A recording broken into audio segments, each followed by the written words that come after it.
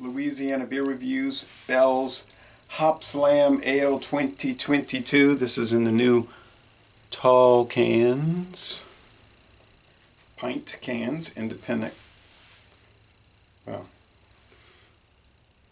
used to be an independent craft brewer. Anyway, you have to change that label for later in 2022, the second half here of the year. But anyhow,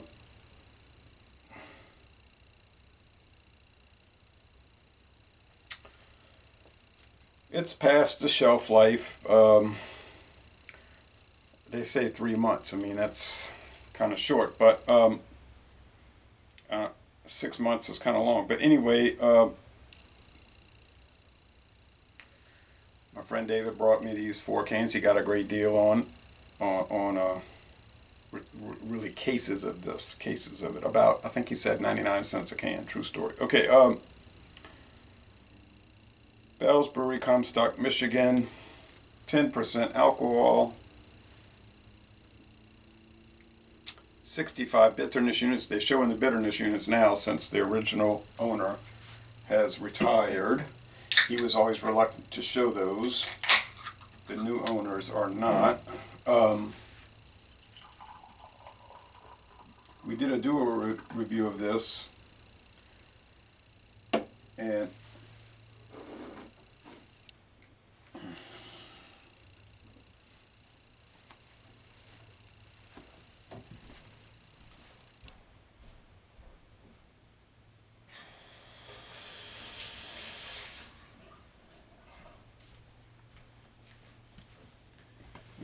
we did a dual review of this, and a viewer remarked that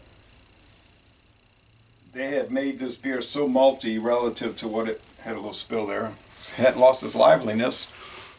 It came rushing to the top. I didn't think it was that lively still.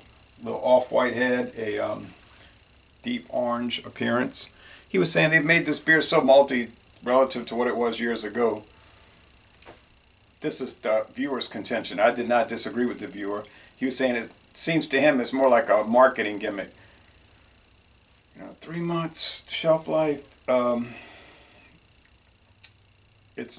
never thought it was a hop slam, even in the original formula, because it used to be a lot stronger in the bitterness. But still, even then, I thought it was more like a hop kiss. A kiss of the hops.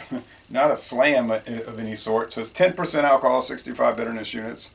They use Michigan honey, so it's a flavored ale.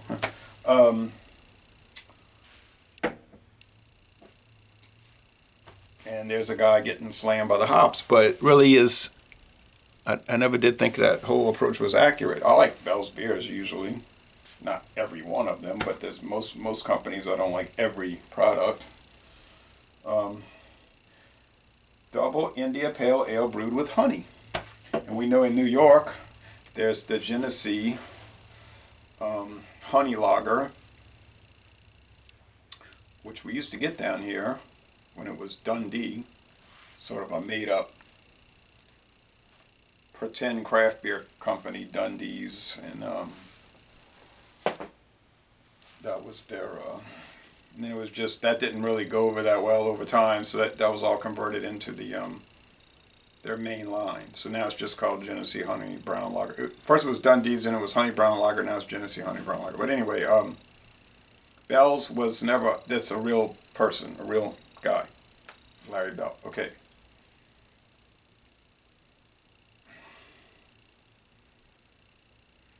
It smells pretty good. You get strong hop notes. They talk in pretty good detail on their website how they produce this. So I have a link below, and you'll see if you read it, if you have the patience. Which, if you're into the beer scene, you probably do. Take time to read it. Yeah, it's rich, deep notes of hop and white bread crust as you get with these pale ales, India pale ales. And let's see about the clarity. I would say it's translucent, of course. There's light shining through it, but it's mostly opaque. Even it's not just the coldness and the condensation. It's just can't see through it. All right, now see bubble stream. lazy bubble streams, not fierce. The fierceness was there, all right.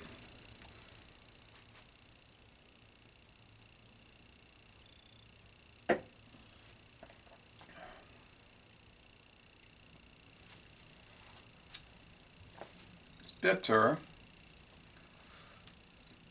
If mainly what you drink is Keystone Light or Miller Lite, it's going to seem terribly strong, possibly, if you're not used to it. Although you might immediately enjoy it and want to try more of these types of beers. Okay, so a lot of times people think, oh, you have to transition into craft beer, and this would be a bad one to start with. It's so strong or whatever. That wasn't really the case with me. I can only speak for myself. I can't taste for other people. I can taste what I'm tasting and tell you what I think about it and give you an evaluation. But when I started doing the beer drinking project, which is continuing still, but when I started that in February 1996. Okay, the first beer I picked was Miller High Life. I figured, well, that's a well-known product. I'll get the Little Ponies. This was cheap, we'll start there. But then, immediately, I started seeing all these beers, whatever that we called them then. I just called them specialty beers, something like that. I didn't really call them anything. It was something different on the shelf. So I started trying all of those in 1996. And they were different. Pig's Eye from Minnesota, like a strong brown ale. Strong relative to Miller High Life. But you know what I'm saying? Like, and so I would just say, oh, that's different. This stout is different. And maybe I thought stuff was too strong at first, but then I knew I would get used to it, and I just kept trying everything, regardless of the strength and the intensity. And so it was not a matter of getting used to it. It was just trying things. I guess other people are different.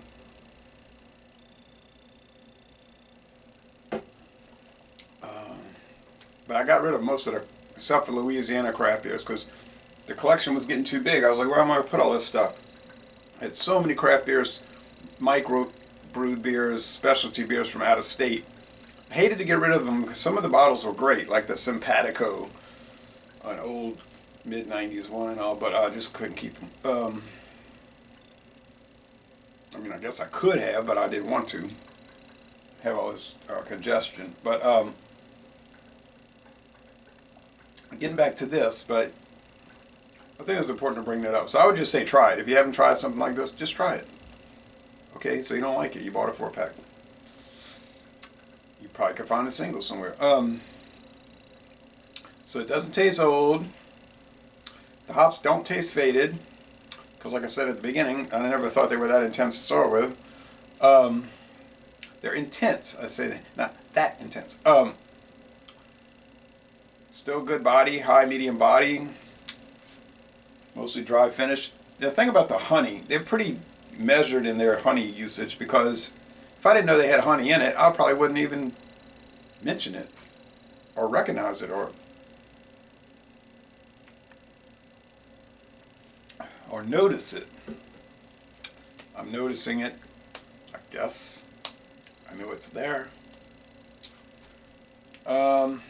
I would say that the honey brown lager from Genesee is stronger than this, and it's not strong. Mostly getting just beer flavor there, lager beer. We were complaining about this in the duo review, tell you the truth.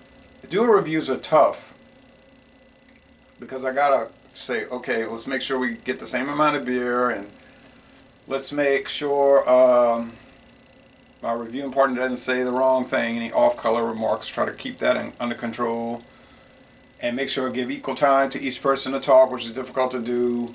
And then there's a lot of controversy between us, oftentimes arguing about the beer. You know, that's not right, you're wrong. Yeah. So I can't really concentrate on the product like I ought to. I just can't, like I would in a solo. It's fun to do the duos. I'm always interested in what other people think.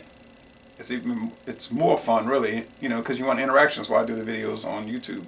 I could just write written reviews and keep to myself if I wanted to. But so in that video we were kind of hard on it, rough on it. But I'm always open-minded to reevaluate something and give it a second chance and reconsider and whatnot. And many times, certainly not always, but many times the score will go up. And that's happening right now. I'm really liking it. Really liking it. What would I think if I was drinking this a month after the canning? I'd probably really like it. But it's super solid. And for a great price that he got at the salvage store on Louisiana Highway 48 westbound, it's unreal. I mean, he just said, I'm going to bring you 4 cans, you know, as a gift. And I was like, really? I don't live close to that store. If I lived down the street from the store, I'd have bought a bunch of those cans. I mean, for that kind of deal. I think, you know what? It might have been $4.99 for the 4-pack. Okay, so about $1.25 a can. Still, that's an outrageously low price. And but I'm not sure. But I think this thing is fabulous. Oh well, don't get bought into this hype. Now, I'm not saying you should age an IPA, and I'm not saying that they improve with age. I don't agree with that, and I don't buy into that, and I don't go along with that. Okay, and I try to avoid doing that. But this one is 6 months old, and it does still taste fantastic. And it does seem a little nicer than the past Hopslam. Now, we were saying it tastes like candy, especially my friend David. He was saying candy. Now I'm not really seeing that. It's there a little bit, but it's balanced with the hops. It's balanced with the malts. The dry hopping really brought out a lot of intense character. Not really getting the honey though. That's the truth. Maybe there's a scintilla of it. It's a heavy beer. I mean, 296 calories, I think, for 12 ounces. Might be for the pint. If you're looking to get fat, this would be a good thing to help do that. Okay? If you're looking to lose weight, this would be a bad thing to drink. If you're into a lot of exciting flavors in beer, this would be an ideal ale to have. I have to say, I can only review it at the time that I'm reviewing it, which is right now, as I'm recording it, and I think it's just great. I got 3 more cans. Not gonna do those. I might do it on the alternative channel, Anti-War. I don't do a lot on there, but I might. But might bring it for a Joker's Wild Wednesday or something. I don't know. Oh yeah, this is primo. So the score today, can't speak for 2 weeks ago or whatever, except to say yes, that was me in the video, and I did believe what I said when I said it. But the score today, oh, the bitterness. You think the bitterness always fades after 6 months? Wrong. It does sometimes. Not this time. I mean, of course I didn't have it fresh, but oh wowza. I'm gonna go with 9.8 out of 10. A 98, and that's what I gave. That's the score I gave the Heady Topper. And the Heady Topper was great, and it was a great gift, and I appreciate it.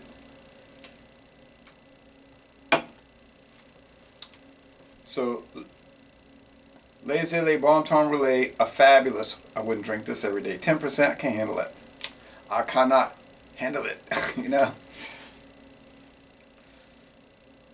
I mean, I guess I could handle it if I did it every day, but I don't want to do it. I don't want to handle it. Maybe once a week, yes. So I'll get some really aged ones. So, where am I going? Where do I go? Where do I go? Who do I turn to? Okay, so Les Bon Ton Relais, a fabulous beer, and I'm going to end this for 2022, and I'm going to end this review by saying, y'all go to Michigan and tour the Bell's Brewery.